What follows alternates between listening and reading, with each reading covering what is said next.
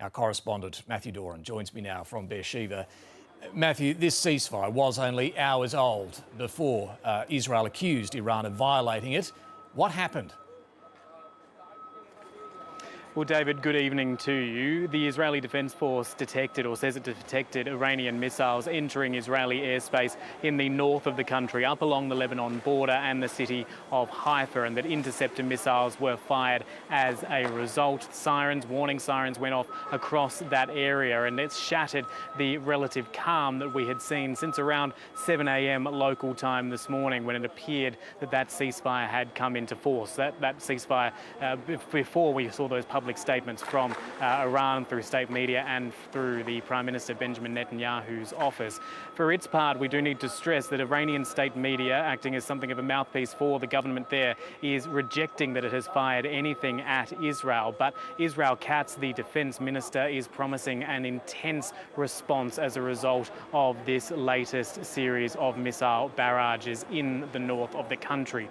It shows just how fragile this situation is. I think it's too early for us to say that the ceasefire has come in completely shattered, that the deal has been torn up. Much of that will rest on what happens over the next couple of hours or so, as we see that initial Israeli response, and if that in turn provokes another Iranian response there as well. But for the time being, most of the country is dealing with a sense of relative peace. It's just up in the north where this has now fired up again, and again, we'll wait to see how the Israeli authorities and the Iranian authorities respond in the coming hours, David. Yes, well, I mean, if the Israeli Defence Minister is promising a powerful response to this, what you're saying is we have to wait and see exactly what that involves, how Iran then responds. That could put Israelis back on edge.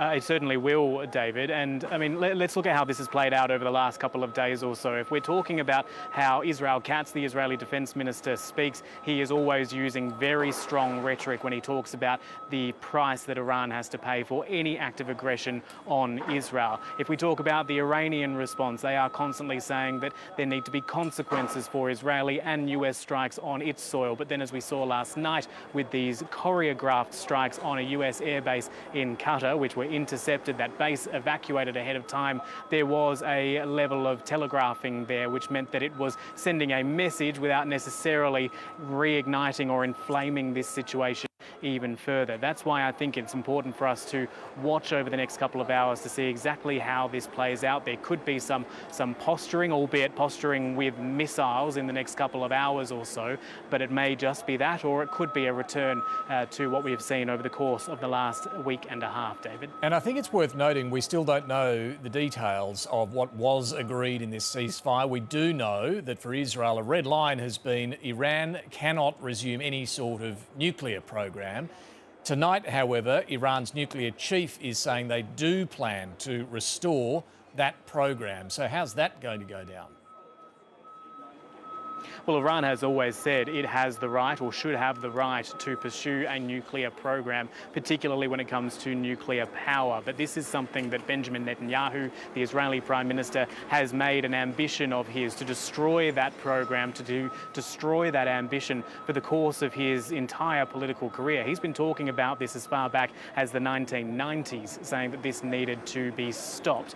What we know is that over the last week and a half, Israel has been targeting those nuclear facilities. It says it has enacted a serious amount of damage there. Donald Trump over the weekend in sending US forces, US B-2 bombers in to attack those sites. He too is saying that there has been immense damage to those sites. But Iran talking about restarting its nuclear program seems to suggest that it believes it still has that capacity there. Now, again, that could be posturing. It's very hard to get any information out of Iran due to the way in which all information is controlled by the government there. But what we do know is that there is no knowledge at the moment of where all of that enriched uranium has been sent. There were satellite images before the US strikes showing trucks lining up outside one of those nuclear sites, taking that uranium to other facilities. No one knows at this stage where it is, or if they do know, that certainly hasn't been made public at this stage. So there is still this threat there. There is still this chance